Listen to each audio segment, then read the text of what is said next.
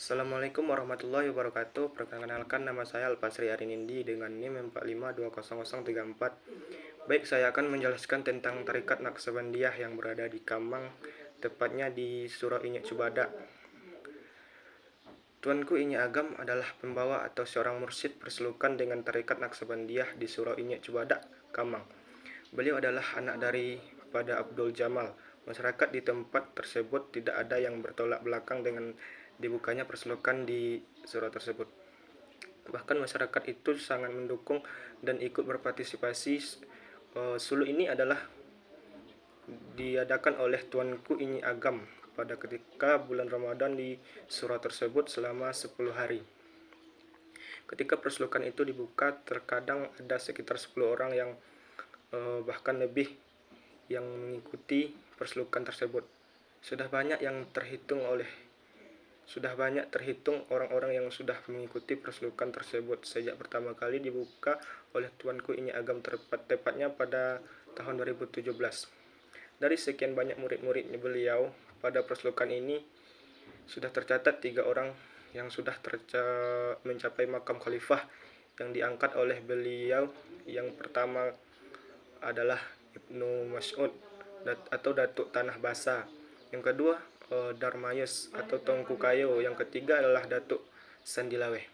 Tuanku Inyi Agam ini mendapatkan gelar kemursidan pada tahun 1972 dari Syekh Damirah, lahir 1915 dan wafat 1992. Syekh Damirah dari Syekh Darwis, lahir pada tahun 1892 dan wafat 1964.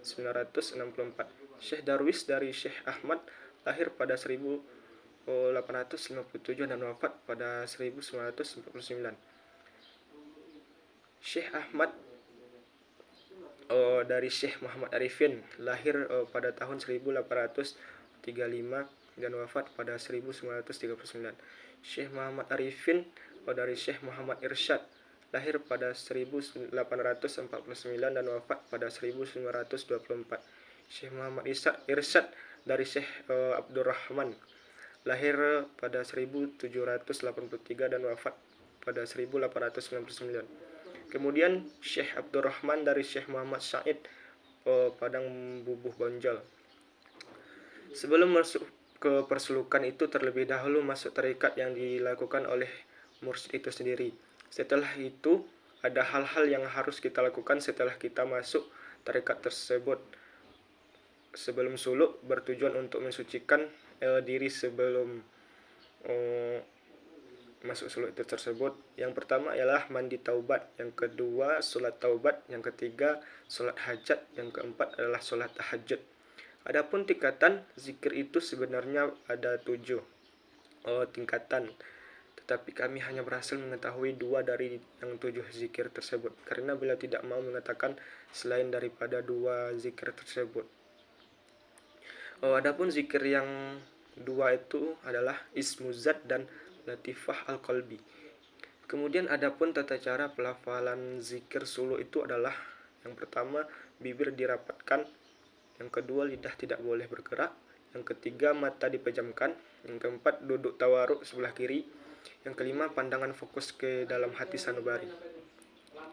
Selain daripada itu, perselukan beliau juga mengadakan tawajuh di Surau Inyek Cubada, Kamang pada setiap malam Jumat. Adapun makna tawajuh ini sendiri adalah menghadapkan diri kepada Allah Subhanahu wa taala. Yang artinya ketika kita bertawajuh itu kita fokus menghadapkan diri kepada Allah Subhanahu wa taala dengan zikir-zikir yang sesuai dengan makam kita. Dan biasanya juga tujuan tawajuh itu adalah untuk memantapkan zikir-zikir kita pada perselukan. Tawajuh ini dilaksanakan pada malam hari, yaitu ba'da salat Isya. Kemudian tentang tata cara zikir pada tawajuh ini sama dengan tata cara zikir pada ketika suluk. Kedekatan beliau dengan Allah Subhanahu wa taala itu ilahi anta maksudi.